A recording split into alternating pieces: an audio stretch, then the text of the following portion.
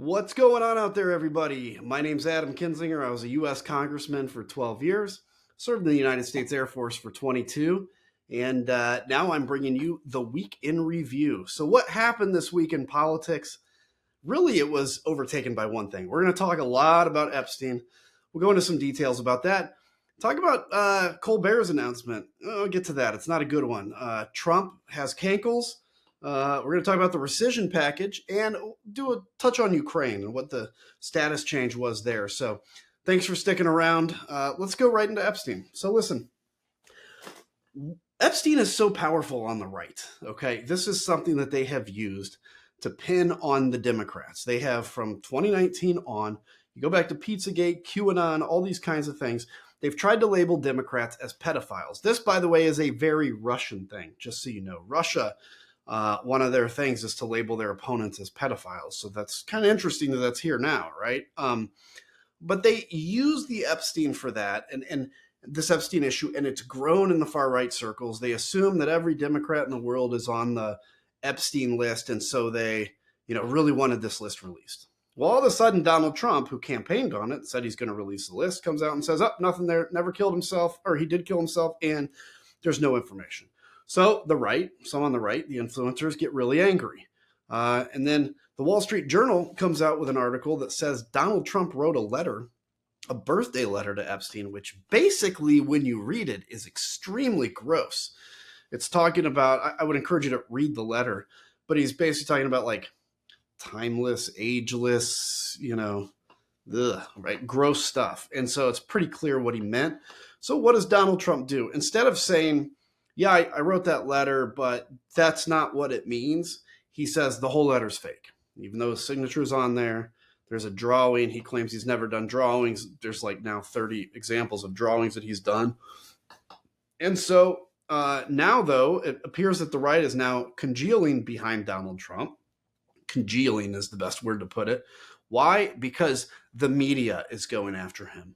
So they're willing to defend pedophilia if the media doesn't like pedophilia. If the media likes pedophilia, I guess they're against it. But when the media exposes it, they're for it because they have to stand behind their man, even if he's a pedophile. It's absolutely unbelievable to me, but that's where we're at. Donald Trump claims that he has ordered Pam Bondi to release the grand jury, the pertinent grand jury information, which means it's subjective. It means it's up to whatever she wants to do. So not talking about releasing everything. The important part about this is grand jury stuff, you have to go to a judge to get the judge to approve it. So a judge may not. The judge may say, no, we're not going to release this. And if he does, then Trump can blame the judge and say it's the deep state suppressing this. But here's the more important part. There's all kinds of other stuff besides grand jury testimony that they have that they could release today, right now. This second, they could release it. But they're trying to make you think that they're being transparent when they aren't. There's also a story about FBI agents being ordered to search for Trump's name in all the Epstein material and find out and flag where it exists. So stay tuned to this. It's going to continue to grow. And I'm going to say continue to get really gross too. Stephen Colbert, I would consider him a acquaintance, mild friend. I've been on his show a few times. Announced that CBS is canceling his show, and it's not due to ratings. It is pretty much understood. It's due to the fact that Stephen Colbert has been critical of Donald Trump and was critical of Paramount's capitulation to Donald Trump in basically paying a ransom because of a 60 Minutes story. Donald Trump sued 60 Minutes. What a sissy, by the way. Just this guy has such thin skin. It's unbelievable. Sued 60 Minutes. The lawsuit would have been absolutely thrown out in court. But the person that owns that would stand to benefit from the merger, she, and I can't think of her name right now, she wants this merger to go through because she'll make more billions of dollars. And so in order to make the government happy, she has settled with Donald Trump. And it looks like now canceled Stephen Colbert because of that. I would encourage many of you out there that care about this, if you have a Paramount Plus subscription, cancel that and do your best to stay away from CBS until they right the ship there. Donald Trump also came out and announced he was sick. Now, Donald Trump never announces he's sick. So why is this? Well, because this week there were photos taken of his giant cankles, these swollen legs that were just bursting out of his shoes. It looked gross, and they zoomed in on his hand, and it was bruised and looked gross. Donald Trump, there's one thing about him that is so predictable. He cares about physical appearance, and when something looks gross on him, it makes him angry. Okay, like when I talk about his smell, he hates that. And so he saw the comments about all of this, which is like, what's up with his legs? They're gross, the hands. And so they came out and announced that Donald Trump, from vigorous handshaking, has a bruise on his hand. I don't buy that. But that he has venous insufficiency, which is why there's swollen legs, not a big deal. I don't know if that's true or not. Maybe true, probably is. I don't know. I know he's sick in the head. And so that's what I'm more concerned about. This guy is not only sick in the head, he evidently had a great association with Jeffrey Epstein that he doesn't want to talk about anymore. The House and Senate just passed, and so it's going to be signed into law, a rescission package. What that means is that there's $9 billion that was being spent that is now not being spent and returned to the Treasury. This is the thing that defunds PBS and NPR now, so there will be no more public funding for public broadcasting.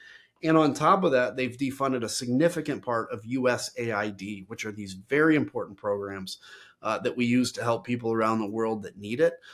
And it's not just about being good in our heart. It's actually a thing of soft power. So it's when we're in Africa and you see these big bags of food that say provided by the people of the United States of America, that's an important tool to buy goodwill for people in international relations. There's also a story about 500 tons of food that is going to have to be incinerated that exists in Africa, in the starving country, but they canceled the funding to distribute it. So the food exists. They canceled the funding to distribute it. And so now they're going to spend money to destroy the food that otherwise could have gone to people and fed the hungry. This is what's happening in these so-called rescission packages. And they're talking about doing another one. So stay tuned for that.